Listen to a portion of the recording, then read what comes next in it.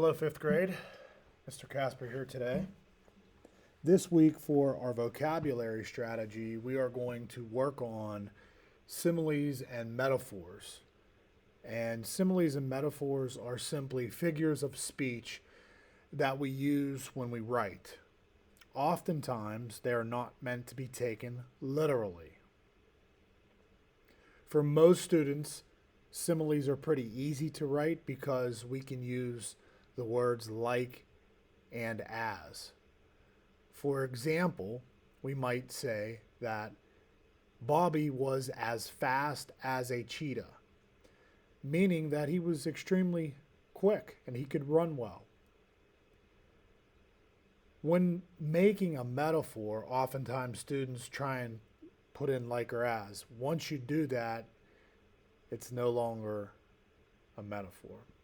So we want to avoid doing that. A good example that I can use with you for a metaphor would be something we worked on in third grade. We said her hands were ice cubes, indicating that they were very cold. Notice how we just said her hands were ice cubes and we didn't say like or as. So the big difference there is when we make a metaphor, it's a very direct comparison. Let's look at a couple examples. You should have these as a digital copy. What we're going to do is we're going to look at each sentence below. We're going to write whether or not they are a simile or metaphor, and you can certainly underline it as well. And then we're going to define what that simile or metaphor means. Number one says, "This house is a closet," she told her husband. This is a great example of a metaphor.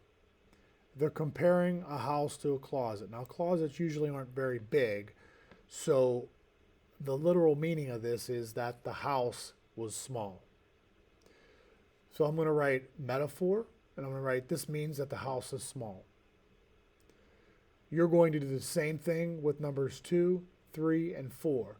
Remember, underline the simile or metaphor, tell if it's a simile or metaphor, then define which one it is. As usual, let me know if you have any questions.